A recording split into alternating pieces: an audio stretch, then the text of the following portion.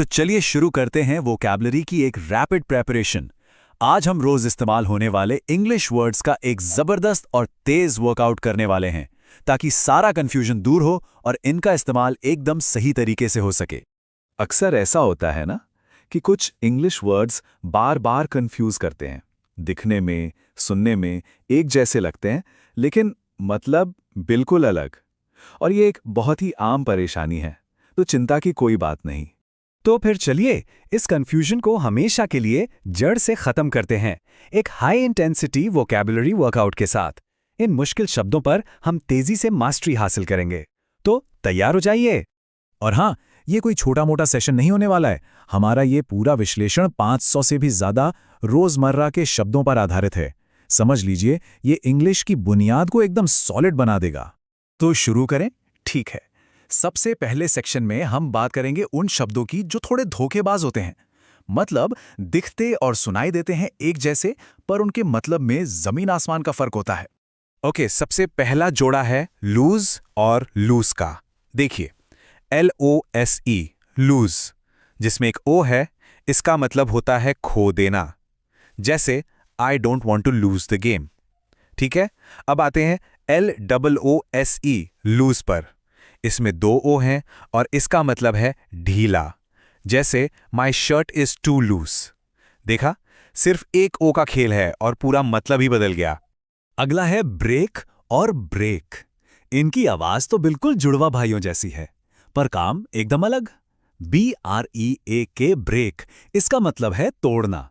लेकिन BRAKE, break, ये गाड़ी को रोकने वाला ब्रेक होता है। तो सुनने में एक जैसे, पर स्पेलिंग और मतलब बिल्कुल अलग। और एक और क्लासिक उदाहरण, वेस्ट और वेस्ट। सुनने में 100% एक जैसे। WAIST, वेस्ट, मतलब कमर, और WASTE, वेस्ट, यानी बर्बाद करना। तो अगली बार जब इन शब्दों का इस्तेमाल करें तो बस स्पेलिंग पर थोड़ा सा ध्यान देना है। चलिए, अब लेवल थोड़ा सा ऊपर करते हैं। अब हम उन शब्दों को देखेंगे जो और भी ज्यादा ट्रिकी हैं। क्यों? क्योंकि इनका मतलब मिलता जुलता है, पर इस्तेमाल में एक बहुत ही छोटा सा, बारीक सा फर्क है। और बस वही पकड़ना है। जैसे कि सी, लुक और वॉच, तीनों का मतलब देखना है। पर कैसे? सी होता है जब बस नजर पड़ जाती है, कोई इरादा नहीं होता। लुक होता है जब हम जानबूझकर किसी तरफ देखते हैं।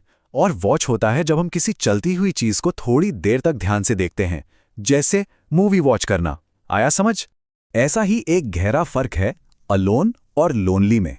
अलोन होने का मतलब है फिजिकली अकेले होना, बस कमरे में कोई और नहीं है तो वन इज अलोन।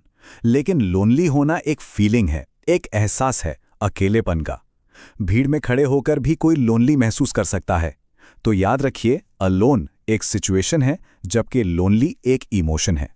आप सोचिए, याद करने के लिए भी इंग्लिश में कितने अलग अलग शब्द हैं। देखिए, रिमाइंड करना मतलब किसी और को याद दिलाना। रिमेंबर करना मतलब खुद कुछ याद करना। मिस करना मतलब किसी की कमी महसूस करना, उसको याद करना। और लर्न करना मतलब किसी जानकारी को याद करना। है ना चारों याद से जुड़े हुए, पर हर एक का कॉन्टेक्स्ट कितना अलग है। चलिए, अब थोड़ा और प्रैक्टिकल होते हैं। इस सेक्शन में हम बनाएंगे अपना एक फाउंडेशनल टूल किट। किस चीज का? रोजमर्रा की बातचीत के लिए जरूरी एक्शन वर्ड्स का, यानी क्रियाओं का। ये वो वर्ड्स हैं जिनके बिना हमारी डेली बातचीत अधूरी है। बिल्कुल सोचकर देखिए। गो, कम, ईट, ड्रिंक, ये तो हजारों बार इस्तेमाल होते हैं रोज। फिर राइट, रीड, स्टैंड, सिट, यही तो हमारे वाक्यों की असली नींव हैं। और सुबह के दो सबसे आम एक्शन, वेकअप और गेटअप। इनमें एक छोटा सा पर बहुत साफ फर्क है। वेकअप होता है जब नींद से आंख खुलती है, बस आंख खुल गई। लेकिन गेटअप होता है जब हम बिस्तर छोड़कर खड़े हो जाते हैं। तो हो सकता है कोई वेकअप कर गया हो पर गेटअप ना किया हो, आराम से पड़ा हो। ओके, एक्शन वर्ड्स तो हो गए। अब बात करते हैं उन शब्दों की जो हमारी दुनिया को डिस्क्राइब करते हैं, मतलब एडजेक्टिव्स। ये वो वर्ड्स हैं जो हमारी बातों में मसाला डालते हैं, रंग भरते हैं और उसे दिलचस्प बनाते हैं। और खाने की बात करना किसे पसंद नहीं, तो स्वाद बताने वाले ये शब्द जरूर आने चाहिए। सौर यानी खट्टा, बिटर यानी कड़वा, और स्पाइसी यानी तीखा या मसालेदार। ये 3 शब्द ही फूड वोकैबुलरी को नेक्स्ट लेवल पर ले जाएंगे।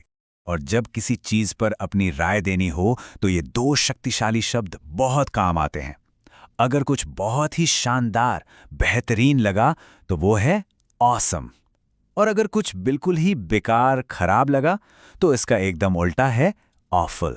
तो ठीक है, इस पूरे वर्कआउट का सबसे बड़ा सबक क्या है? चलिए शब्दों के इस्तेमाल का सबसे जरूरी नियम समझते हैं।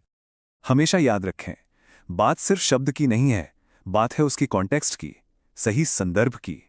शब्दों को रट्टा मारना तो पहला कदम है। असली मास्टरी तो तब आती है जब ये समझ आ जाए कि कौन सा शब्द किस सिचुएशन में फिट बैठता है, क्योंकि आखिर में कॉन्टेक्स्ट ही सब कुछ है। तो इस रैपिड वर्कआउट के बाद एक सवाल सबके लिए, अब ऐसा कौन सा शब्द है जिसको लेकर कंफ्यूजन अब कभी नहीं होगा?